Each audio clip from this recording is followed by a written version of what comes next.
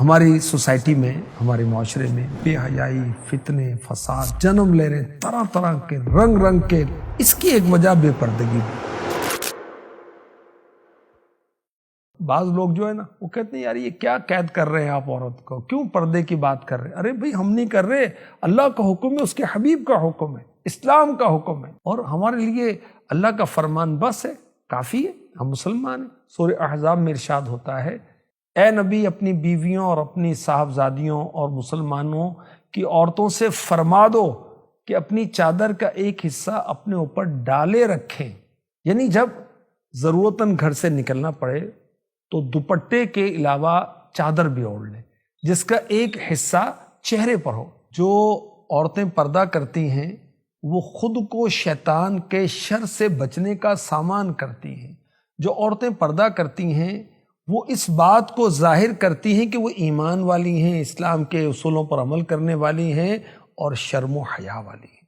پردہ کیا ہے کہ غیر مرد انہیں کسی طرح نہ دیکھ سکے۔ غیر مردوں کی نظریں کیا ہیں؟ پتھر، اور عورت کو صنف نازک کہتے ہیں، تو نازک چیزیں پتھروں سے ٹوٹ جاتی ہیں۔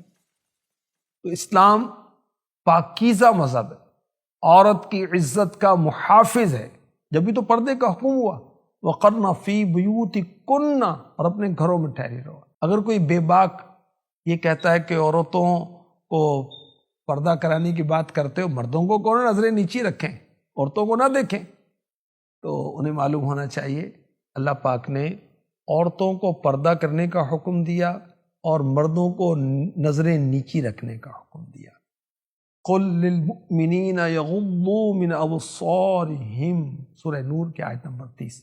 مسلمان مردوں کو حکم دو کہ اپنی نگاہیں کچھ نیچے رکھیں۔ عورت اجنبی مرد کے لیے سر سے پاؤں تک چھپانے کی چیز ہے۔ جب عورت گھر سے نکلتی ہے بے پردہ ہو کر، شیطان اس کو گھورتا ہے۔ اللہ کے حبیب صلی اللہ علیہ وآلہ وسلم نے فرمایا، عورت پردے میں رہنے کی چیز ہے، جب وہ باہر نکلتی ہے تو شیطان اسے نگاہ اٹھا اٹھا کر دیکھتا ہے۔ علماء فرماتے ہیں عورت کے لیے پردہ کیوں لازم ہے؟ اس لیے کہ یہ گھر کی دولت ہے اور دولت کو چھپا کر رکھا جاتا ہے۔ عورت گھر میں ایسی ہے جیسے چمن میں پھول، اور پھول کہاں چھلکتا ہے؟ چمن میں، وہیں ہرا بھرا رہتا ہے۔ عورت اپنے باپ دادا بلکہ سارے خاندان کی عزت و آبرو ہے، اور اس کی مثال سفید کپڑے کی سی ہے۔ سفید کپڑے پر معمولی سا دھبا جو ہے دور سے نظر آتا ہے، اور غیروں کی نگاہیں اس کے لیے بدنما داغ ہیں، اس لیے اس کو ان دھبوں سے دور رکھا جاتا ہے۔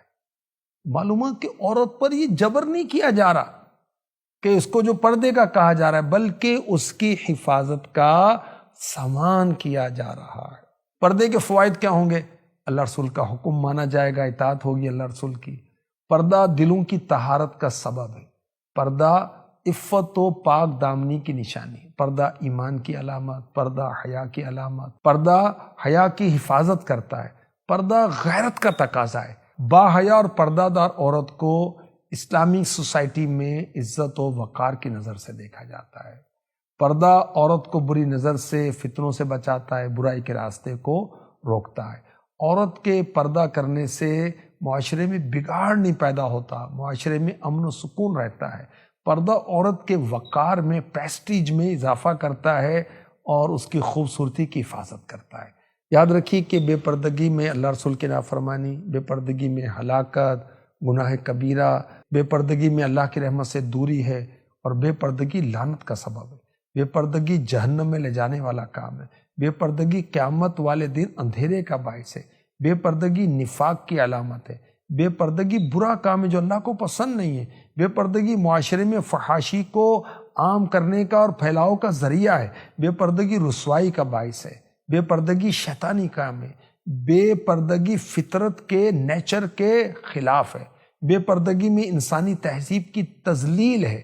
بے پردگی میں بے شمار برائیاں اور اس کی یہ بنیاد ہے۔ بے پردگی حیا و غیرت کے خاتمے کا سبب ہے۔ بے پردگی نوجوان نسل کی تباہی کا بہت بڑا ذریعہ ہے۔ بے پردگی بسا اوقات خاندانوں میں لڑائی کا باعث بنتی ہے۔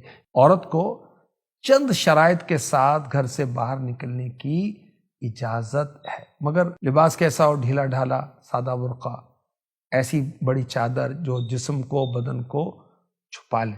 اور بدن اور لباس ظاہر نہ ہو وہ پہن کر گھر سے باہر نکل سکتی ہے۔ امیر اہل سنت کی کتاب پردے کے بارے میں سوال جواب، اس کو اگر عورتیں پڑھیں تو انہیں معلوم ہوگا کہ کن کن مردوں سے عورت کا پردہ ہے، اور پیرنٹس کو چاہیے، بالخصوص ماں کو چاہیے کہ اپنی بچیوں کو بالغ ہونے سے پہلے یہ تعلیم دے کہ وہ کون کون سے مرد ہیں جن سے ان کا پردہ ہے۔ اللہ پاک حیا کی چادر ہماری بہو بیٹیوں کو نصیب فرمائے، آمین۔